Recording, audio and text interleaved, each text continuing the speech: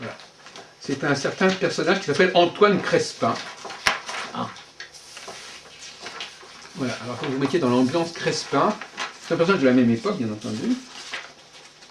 Et je ne voudrais pas vous influencer, je préfère vous laisser errer dans votre façon de faire. Mais il y a un problème concernant ce monsieur Crespin. Alors, je vais vous laisser un petit peu vous demander comme ça, quel est le problème qui vient. Il y a un problème qui s'est passé à propos de son œuvre. De quelle façon, à votre avis, a-t-elle été un petit peu dévoyée? J'ai l'impression qu'il a fallu qu'il recommence. Il avait fait un truc. Il avait fait une première trame, et il a fallu qu'il recommence parce que ça a été perdu ou brûlé, ou il y a eu une inondation, quelque chose comme ça. Ça a été refait 2 fois. Hein, parce que j'ai le terme refait, donc pour moi c'est quelque chose qui a été remanipulé, reconstruit. Et par contre c'est quelqu'un qui était assez studieux, et qui voyait assez loin dans l'idée. Enfin, je dirais, il avait des idées qui avançaient relativement vite. Et c'est pareil, comme c'était une époque où on s'éclairait énormément, et non seulement à la bougie, mais en plus où on bougeait énormément, on bougeait énormément, on était relativement sédentaire, mais le côté professionnel évoluait beaucoup, et c'est des gens qui avaient envie d'avoir une certaine aura, une certaine reconnaissance, parce que tout était en train de se découvrir, et on était en train de mettre à jour un petit peu toutes les connaissances. Ça passait de connaissances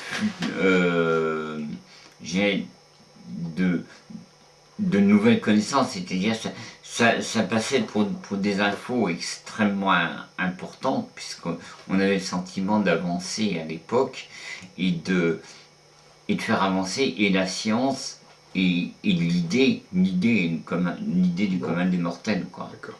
Alors, donc là, vous avez dit une chose qui m'a paru assez forte, c'est-à-dire vous avez dit ça a été recommencé. Alors je crois que c'est un mot qui est juste, je ne vous ai pas influencé sur ce sujet, justement. Alors, il semble, bon, alors je vais essayer de ne pas vous donner la réponse, mais de vous aider à chercher plus loin. Il y a un phénomène que vous devez remarquer qui est très curieux, c'est que dans certains cas, on dit Crespin Nostradamus, dans d'autres cas, on dit Crespin Archidamus. Oui, donc il y a déjà une double identité quelque part. Oui, mais moi, à mon avis, c'est absolument le même. Oui, mais c'est le même, ça fait aucun doute. Oui. Disons que tout simplement, il a dû changer un peu de nom à un moment où parce que ça, il semblerait que ce soit c'est un des descendants.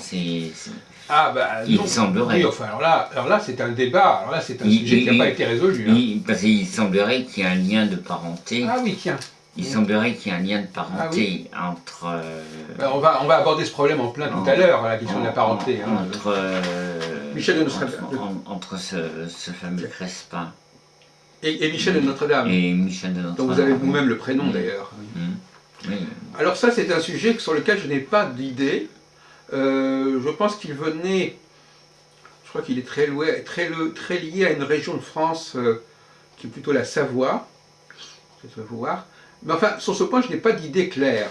Par contre, là où je ne vous suis pas tout à fait, c'est que on va actuellement dans l'idée qu'il y a eu un certain Crespin Archidamus, dont vous avez d'ailleurs. Oui. Et que ce Crespin Archidamus, certains libraires se sont dit, tiens, ce Crespin qui travaillait à peu près dans les années 1575, 1580, 90, etc. On lui aurait, on aurait antidaté certains de ses ouvrages. C'est-à-dire qu'on aurait dit, ah ben avant qu'il s'appelle Archidamus, on va imaginer qu'il s'est appelé Nostradamus. Voyez-vous ? C'est-à-dire qu'en fin de compte, si vous voulez, on aurait, par exemple, imaginons quelqu'un qui a publié à partir de 1575, et puis on a dit, ah ben oui, mais on va dire qu'il a publié déjà en 1570, et puis pendant 5 ans, on va lui inventer des œuvres qu'il n'a pas du tout produites, si vous voulez, par exemple. Non, je pense pas. Donc vous n'êtes pas favorable à cette hypothèse que on aurait, en fin de compte, on lui aurait créé un personnage. Attribuer des choses qu'il n'aurait pas faites, non. Mhm. Non. C'est quelqu'un qui s'est penché sur pas mal de positions, hein, qui a dû... Écoutez, monsieur de Montlhéry, là, il y a tout un dossier à ce sujet.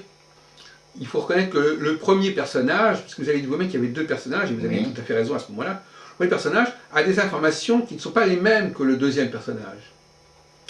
Il a un peu le même profil que tout à l'heure avec monsieur Couillard. C'est-à-dire que le premier personnage, alors le premier qui est le deuxième en fait. Il est le premier chronologiquement, mais c'est le deuxième parce qu'il a été rajouté. Au lieu de rajouter après, on a rajouté avant. Il connaît des choses qu'il n'est pas censé connaître.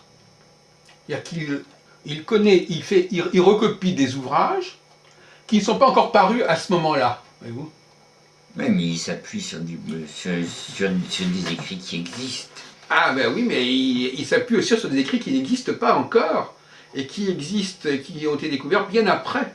Et on s'est servi de lui pour justement faire croire qu'ils existaient avant la date où ils sont réellement parus. Parce que vous savez que la grande question, c'est qu'on a, dans le domaine du prophétisme, et qu'on essaie toujours de faire croire qu'un document est plus ancien qu'il ne l'est, de façon à lui donner une plus grande une valeur. Voilà. Et donc, une crédibilité. Donc, ce qui va à l'encontre de votre propos, c'est qu'il a récupéré de Nostradamus, justement, des documents, on verra tout à l'heure, qui n'étaient pas encore connus au moment où il est censé avoir publié ces fameux bouquins.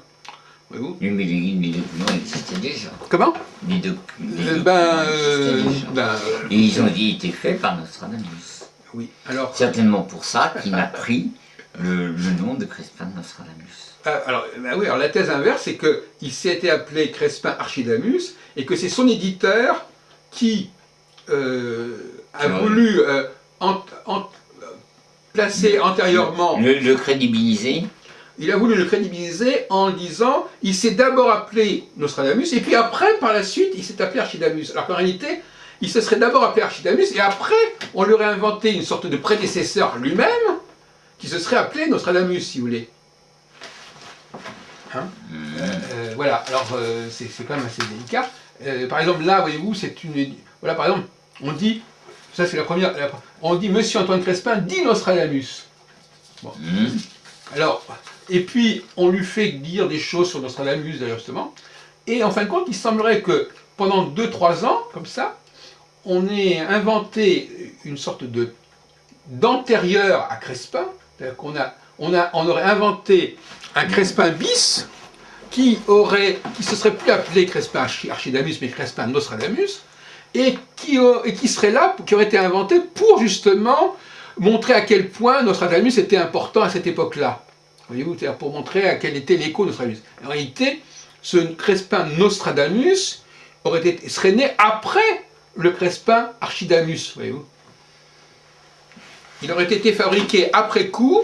On s'est dit, tiens, ce type-là, ce Crespin Archidamus, pourquoi on ne lui mettrait pas sur le dos des documents qu'il aurait connus avant et qui permettraient de crédibiliser certains ouvrages qui ne sont parus que bien plus tard. Donc ça, vous ne sentez pas, ça, monsieur?